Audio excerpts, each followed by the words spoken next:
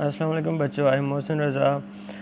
English federal board second year का जो solution set 1 है उसके नेक्स्ट जो है 5 MCQs we are going to discuss. और जो है आप देखें क्वेश्चन नंबर 6 है इसमें, which one of the following genre intends in good faith. In good faith का मतलब होता है इन एन अप्रोप्रिएट मैनर, ठीक है, सूटेबली। तो in good faith to present only truth regarding information events और पीपल। तो जेनरा होता है लिटरेचर में कुछ जो है ना आप कह लें कि टाइप्स होती हैं, काइंड होती हैं लिटरेचर की इंग्लिश में। तो जो है ना उसमें उन्हें कहते हैं जेनरा, ठीक है। तो उनमें पोइट्री होती है, fiction, non fiction, 1 act play, 2 act play, 3 act play और ज़्यादा एक्ट्स वाले प्ले होते हैं। तो इन सारी टाइप्स को ओवरऑल हम जेनरा के नाम से जो है ना पहचानते हैं। तो कह रहा है कि इनमें से कौन सा जेनरा जो है अप्रोप्रिएटली, सूटेबली, अच्छे अंदाज में और ट्रूली अंदाज में क्या करता है, present only truth regarding information, मालूमात, इवेंट्स और लोगों के मतलब सिर्फ सच बातें ही बताता है, यानी ऑथेंटिक हिस्ट्री बताता है। तो वो आपके पास होता है नॉन फिक्शन। पोइट्री पोइट्री होती है, इमेजिनेशन होती है। उसके बाद नॉन फिक्शन में जो है ना आपके पास रियल इवेंट्स, सारी रियल स्टोरीज़ और रियल हिस्ट्री होती है, ठीक है। तो उसे कहते हैं नॉन फिक्शन नावल, या नॉन फिक्शन आप प्ले कहते हैं, या नॉन फिक्शन मूवीज़ कहते हैं। उसके बाद फिक्शन है, फिक्शन होती है सारी इमेजिनेशन होती है, बिल्कुल जो है ना ये भी होती पोइट्री की तरह ही इमेजिनेशन है, लेकिन ये जो है ना प्रॉपर एक प्रोज में होती है। तो जैसे आपने साइंस फिक्शन मूवीज़ देखी हैं तो ये सारी वही है। और डी है 1 एक्ट प्ले। तो ये 1 एक्ट यानी ऐसा ड्रामा जो एक ही एक्ट में सारे जो है ना इवेंट्स कवर करता है। वो एक्सपोजिशन है, इंट्रोडक्शन, क्लाइमैक्स, उसके बाद रेजोल्यूशन, एंटी क्लाइमैक्स, सारी चीज़ें एक ही एक्ट में होती हैं। यानी स्टेज पर एक बार अगर स्टेज पर फॉर एग्ज़ाम्पल परफॉर्म हो रहा है तो उसमें पर्दा गिराने की ज़रूरत नहीं है, यानी एक ही बार कैरेक्टर्स आएंगे, सारा ड्रामा, सारी स्टोरी परफॉर्म करके चले जाएंगे। ये नहीं होगा कि आधी स्टोरी जो है ना परफॉर्म की, फिर पर्दा गिर गया, फिर दूसरे जो है ना फिर पर्दा उठाया गया, तो फिर उसे 2 एक्ट प्ले कहा जाएगा। तो क्या है जो ऐसा जनरा या ऐसा जो है ना लिटरेरी पीस जो कि आपको रियल हिस्ट्री बताए लोगों और इवेंट्स के मतलब, तो उसे कहते हैं नॉन फिक्शन।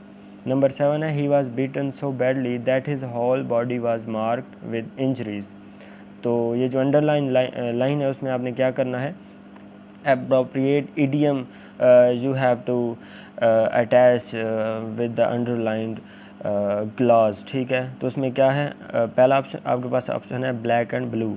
तो इसका correct option black and blue है, क्योंकि जब किसी को बहुत ज़्यादा मार पड़ती है तो उसको बॉडी, जिसे हम अपनी ज़बान में कहते हैं कि उसकी बॉडी पे नील पड़ गए हैं, तो उन नील्स को आप ब्लैक एंड ब्लू जो है ना कहते हैं इडियोमेटिकली, अगर आप जो है ना यूज़ करें लैंग्वेज। तो और ब्लैक एंड वाइट का मतलब होता है जब आप कोई पेंटिंग या किसी भी जगह पे जो है ना कलर्स का ह्यू देखते हैं, कलर्स का मिक्सचर देखते हैं, ख़ास तौर पे ब्लैक एंड वाइट कलर के लिए, तो उसे कहते हैं ब्लैक एंड वाइट।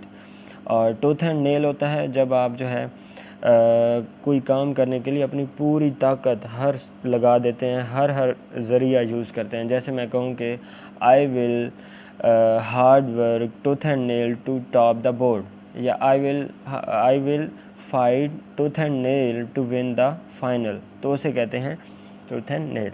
नंबर 8 है, a happy happy birds that can not shade. तो ये पोइट्री की लाइन है, इसमें आपने क्या करना है, विच one of the following poetic device. अब पोएटिक डिवाइस क्या होती है, simile, metaphor, personification, alliteration, oxymoron, ये बहुत सारी हैं।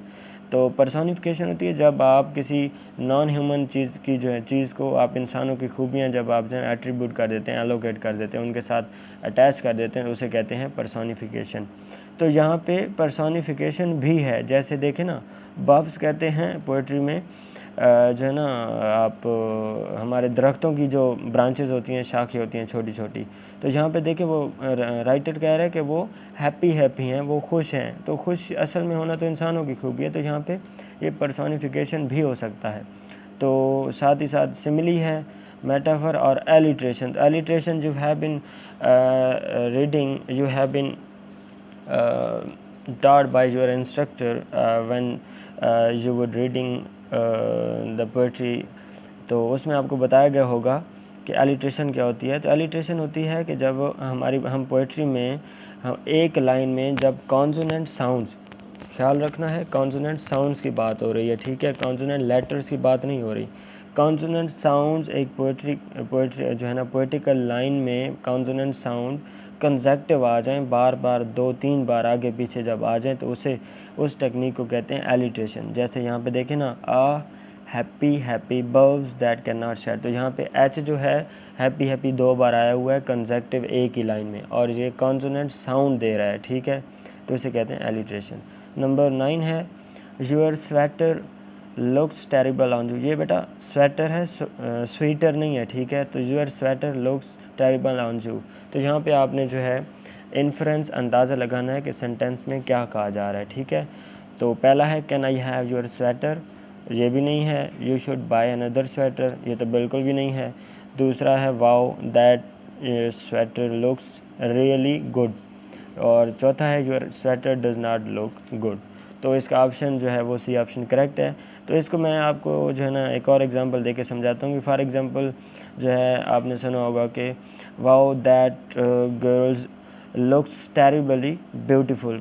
तो इसी तरह का ये भी जो है ना आंसर है, ये भी सॉरी सेंटेंस है। तो इसमें ये जो है ना आपका करेक्ट इन्फ्रेंस क्या होगा कि वो जो स्वेटर है वो तुम पर असल में खौफनाक नहीं लग रही, बल्कि वो क्या है, वो तुम पर बहुत ज़्यादा अच्छी लग रही है। तो ये होती है लिटरेचर की खूबसूरती कि आप बात कुछ और करते हैं या लैंग्वेज आप कुछ और यूज़ करते हैं, बैकग्राउंड पे आपका मतलब और होता है। नंबर 10 देखें, विच one of the following sentences contains an opinion. तो ओपिनियन कहते हैं कि आप मिसाल तौर पे ये बात हो सकती है, ये ऐसे है, और जो है ना अगर तुम ऐसा करो तो ऐसा हो जाएगा, अगर हम ये काम करें तो हम कामयाब हो सकते हैं। तो इन सारी इस किस्म की जितनी बातें होती हैं उन्हें आप ओपिनियन में काउंट करते हैं। जैसे it was a beautiful day, या it was hot day, it was sunny day, तो ये सारी ओपिनियन है, राय होती हैं। क्योंकि अगर वो जो है ना एक बंदा कह रहा है कि ये अच्छा दिन है, हालांकि ये भी तो पॉसिबल है कि इसके अगेंस्ट दूसरा बंदा कहे कि it was a bad day, या it was a hot day, it was sunny day.